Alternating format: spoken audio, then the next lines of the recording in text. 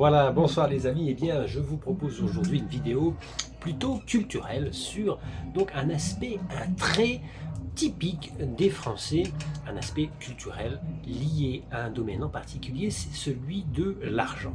Alors, vous avez sans doute remarqué peut-être, si vous avez déjà côtoyé les Français ou si vous avez une certaine proximité avec la culture française, eh bien que les Français n'ont pas le même rapport à l'argent que d'autres cultures, notamment la culture nord-américaine ou plus globalement anglo-saxonne, américaine, on va dire, nord-américaine, Amérique du Sud.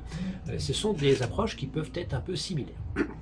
Alors, je précise bien qu'il ne s'agit pas de la sphère francophone et que c'est plutôt un trait dans sa considération vraiment locale à la France. Vous avez par exemple le Luxembourg qui a un rapport avec l'argent bien particulier, la Belgique, la Suisse bien sûr, qui sont des pays avec des richesses certaines, mais qui ont un rapport personnel, culturel au niveau de la société différent avec la notion d'argent.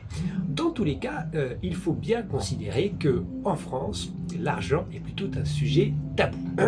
Je ne connais pas, par exemple, combien gagne ma maman, combien gagne mon papa, combien gagne mon frère, combien gagne mon meilleur ami. Ce sont des sujets qui ne sont pas tout à fait ouverts à la discussion lorsqu'on grandit en France. Il faut bien dire qu'il y a un aspect là très culturel que je souhaite donc vous faire partager.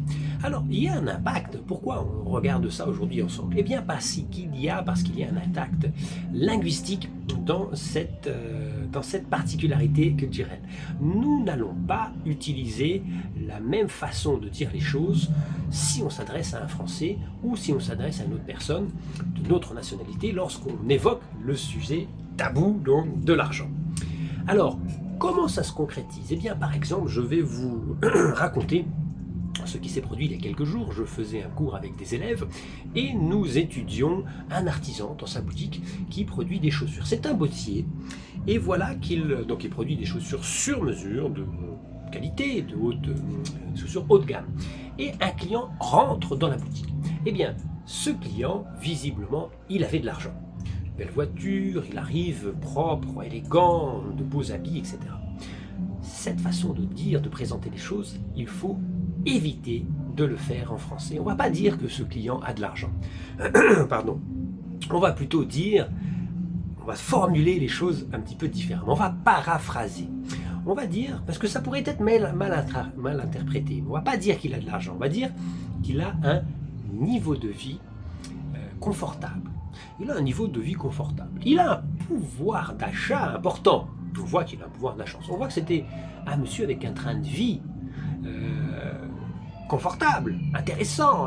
Voilà. Donc ce sont des façons de dire qui vont un petit peu paraphraser le fait.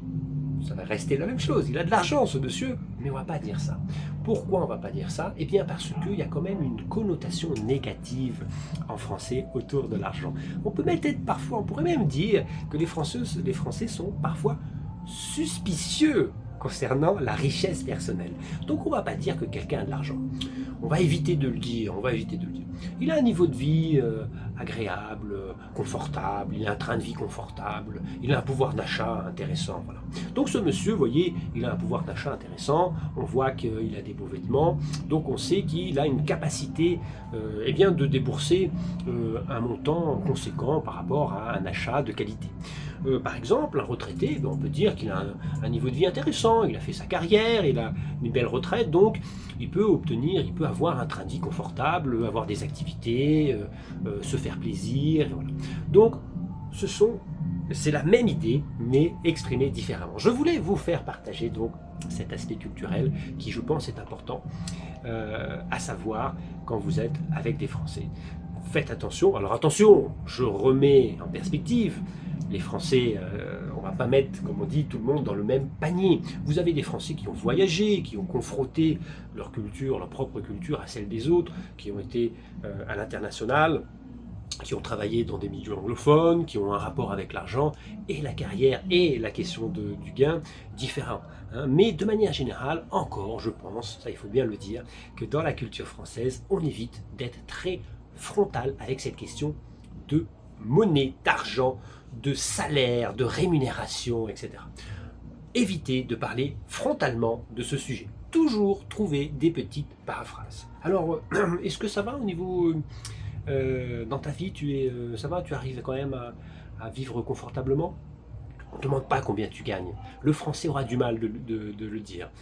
Aux États-Unis, peut-être on peut dire, mais combien gagnes-tu? Ah, je gagne 300 000, 300 K par mois, par an, pardon, par mois, ça fait beaucoup, par an, je gagne 200 000, 100 000, peu importe, les personnes le disent. En France, c'est difficile. Hein. On a une idée, plus ou moins, par rapport au niveau d'études, etc. Mais rappelez-vous, de manière générale, c'est un sujet qu'il ne faut pas aborder de manière frontale avec les Français.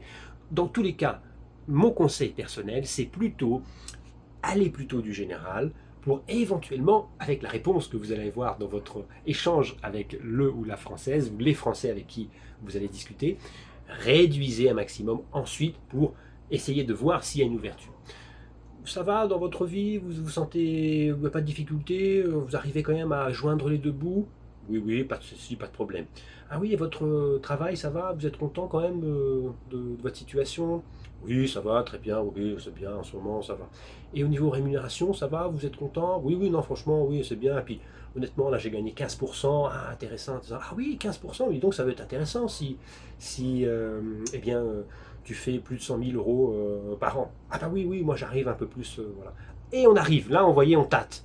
Mais donnez-vous toujours un petit peu d'espace pour être sûr qu'il n'y ait pas de malaise quand vous discutez argent avec les Français. Voilà, n'hésitez pas à me faire un petit message si cela vous convient, si vous trouvez que ce sont des informations intéressantes. En tout cas, c'est ce que je voulais vous faire partager aujourd'hui en rapport avec cette considération culturelle de l'argent. Rappelez-vous ces formules, un niveau de vie, un train de vie, un pouvoir d'achat, c'est toujours mieux que utiliser une question de richesse frontale directe. Il a de l'argent, il a de l'argent, il est riche. On va dire qu'il a un niveau confortable, il a un niveau de vie confortable, il est à l'aise, il a un confort financier, il a un confort matériel important, intéressant, il a arrivé à construire une belle carrière. Tout ça, ce sont des paraphrases pour dire qu'une personne gagne de l'argent. J'espère que ça vous a été utile, que ça vous sera utile aussi en conversation et que ça vous fait plaisir de pouvoir échanger au travers de cette vidéo avec moi sur la culture et sur l'utilisation du français avec les Français, mais plus généralement dans le monde francophone. Je vous dis à très bientôt, n'hésitez pas à interagir avec moi sur les commentaires. Merci beaucoup, bonne continuation à tous dans votre apprentissage du français.